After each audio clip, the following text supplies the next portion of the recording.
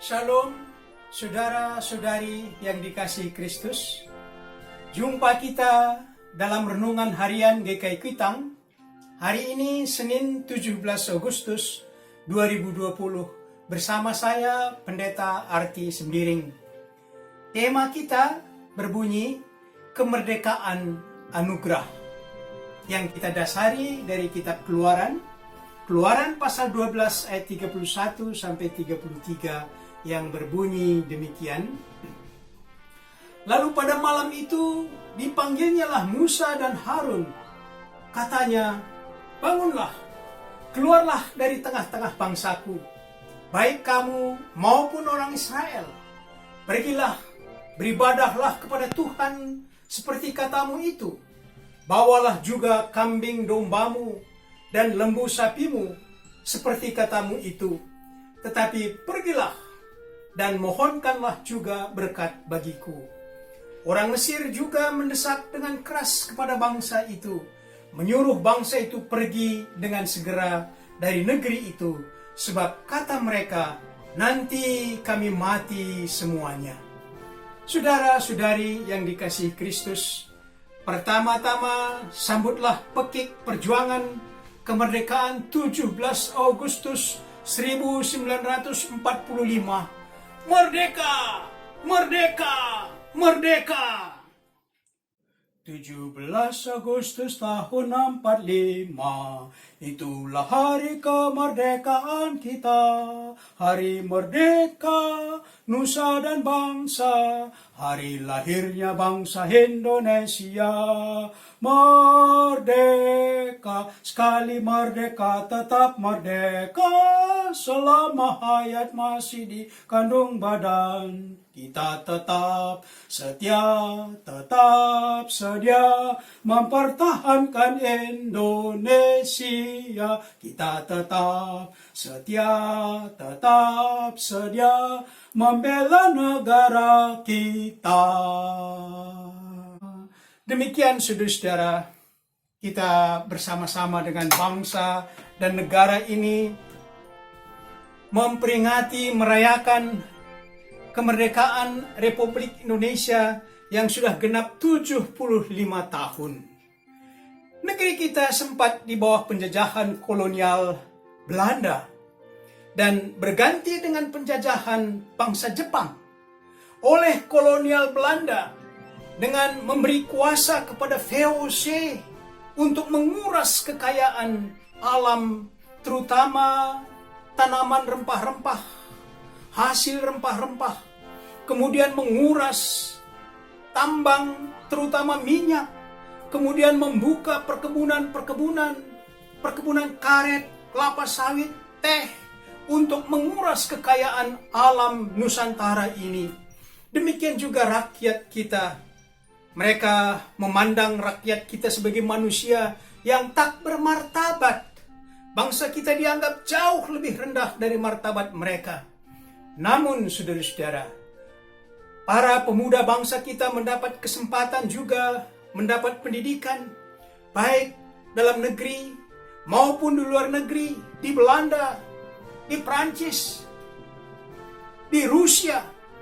Mereka belajar bidang ekonomi, hukum, teknik, jurnalis, militer, dan sebagainya. Maka semakin terbukalah wawasan kebangsaan mereka, para pemuda bangsa kita, dari segi politik, dari segi kekuasaan, dari segi budaya dan martabat. Apalagi melihat perlawanan bangsa kita yang telah dicetuskan oleh pemimpin daerah-daerah dan kesultanan-kesultanan yang sudah berdiri di daerah-daerah Nusantara ini sebagai pahlawan-pahlawan perintis kemerdekaan. Demikian juga setelah Jepang merebut Nusantara ini dari kekuasaan kolonial Belanda, melanjutkan penderitaan bangsa kita, karena pikiran bangsa Jepang ini hanyalah untuk mengangkat martabat, derajat bangsa Jepang di benua Asia ini sebagai pemimpin. Mereka hanya memikirkan kejayaan bangsa Jepang, sehingga kekejaman yang dijalankan oleh Jepang tanpa peduli dengan martabat dan budaya bangsa kita. Dengan penjajahan kedua bangsa ini, maka semakin tertanam dan bertumbuh rasa kebangsaan pemuda-pemuda kita bahwa penjajahan harus dilenyapkan dari muka bumi ini. Setapak demi setapak, rasa kebangsaan makin kokoh, makin tertanam, makin terbentuk. Organisasi-organisasi dalam landasan keagamaan, politik, sosial, budaya bertumbuh. Walaupun Jepang berkuasa di negeri ini, mereka juga melihat kekuatan rakyat. Bangsa Jepang menyadari negeri ini harus menentukan kekuasaan bagi dirinya sendiri. Kekalahan Jepang dalam Perang Dunia Kedua, di mana Jepang bertekuk lutut oleh serangan Amerika, maka pada kesempatan itulah bangsa kita menyatakan kemerdekaannya dengan diproklamasikannya kemerdekaan Republik Indonesia pada tanggal 17 Agustus 1945. Walaupun masih menghadapi perjuangan yang panjang dengan berbagai konferensi, berbagai pertempuran, akhirnya pengakuan dan penyerahan kedaulatan Republik Indonesia terwujud pada tanggal 27 Desember 1949. Saudara-saudari yang dikasihi Kristus, ada satu tugu yang berada di depan Tugu Proklamasi di Jalan Proklamasi 56 Jakarta Pusat. Sebuah tiang dan di puncaknya ada lambang kilat yang diartikan bahwa kemerdekaan Republik Indonesia adalah anugerah Tuhan. Walaupun kita melihat begitu besar perjuangan rakyat dan para pahlawan, banyak nyawa dan darah tertumpah, memang kita patut angkat topi dan tunduk kepala atas jerih lelah dan jasa-jasa para pahlawan kita. Tetapi semua itu tidak terlepas dari kehendak dan pengaturan kuasa Tuhan.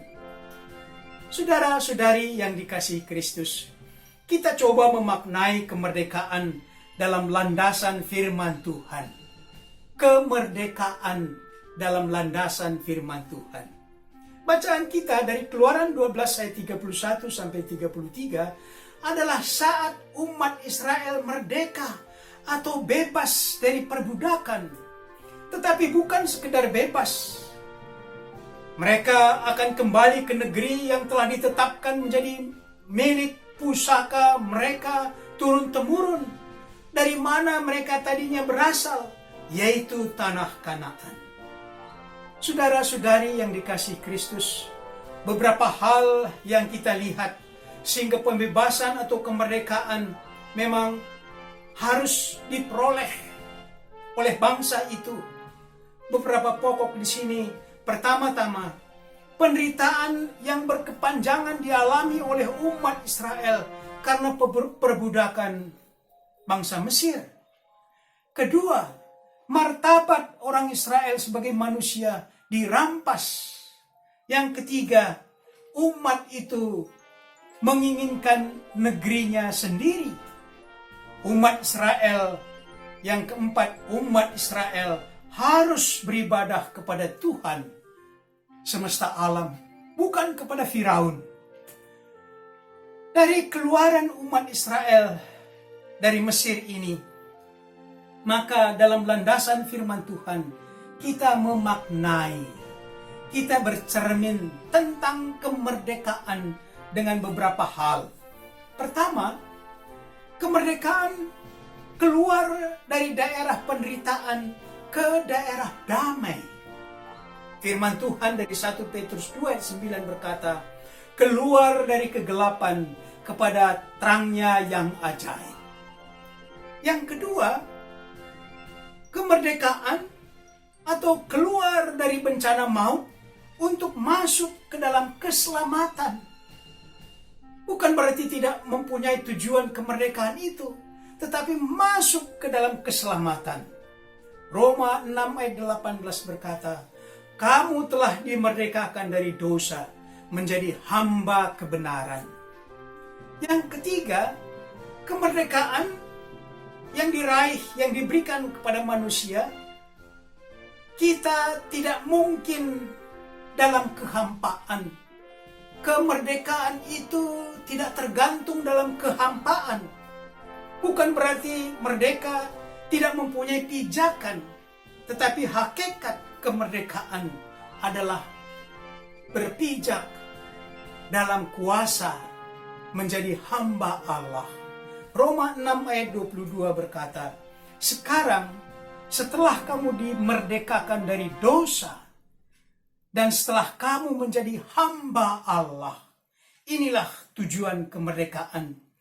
Kemerdekaan yang sejati adalah terbebasnya seseorang dari dosa, dari maut, dari bencana, dari celaka. Bagaimana kita bebas dari dosa? Yohanes 8 ayat 36 berkata, jadi apabila anak itu memerdekakan kamu, kamu pun benar-benar merdeka. Juga dari Galatia 5 ayat 1 berkata, supaya kita sungguh-sungguh merdeka, Kristus telah memerdekakan kita. Yang kelima, namun setelah kita merdeka, yang kita alami sekarang bersama dengan bangsa dan negara kita sudah merdeka 75 tahun, namun kita harus waspada. Firman Tuhan katakan dalam Galatia 5 ayat 13 berkata, jangan kamu mempergunakan kemerdekaan itu sebagai kesempatan untuk hidup dalam dosa. Artinya kemerdekaan itu jangan kebablasan. Di dalam Tuhan kita menemukan kemerdekaan yang sesungguhnya. Akhirnya bersama bangsa dan masyarakat kita juga kemerdekaan kita ini kita isi, kita perjuangkan bersama pemerintah kita yang saat ini dengan moto, dengan tujuan, dengan seruan mencapai Indonesia maju. Demikian saudara-saudara, kita melanjutkan kemerdekaan yang sudah 75 tahun ini. Amin. Mari berdoa. Bapa kami yang di sorga, bersama masyarakat bangsa kami bersyukur atas 75 tahun kemerdekaan negara Republik Indonesia. Kami mengimani kemerdekaan bangsa kami adalah anugerah Tuhan melalui perjuangan para pahlawan bangsa kami yang telah berkorban dan berjuang mencapai kemerdekaan ini. Kami berdoa agar kemerdekaan bangsa ini langgeng, stabil, dan di dalam kemerdekaan ini pemerintah bersama rakyat membangun bangsa untuk Indonesia maju. Kami berdoa dalam nama Tuhan Yesus. Amin.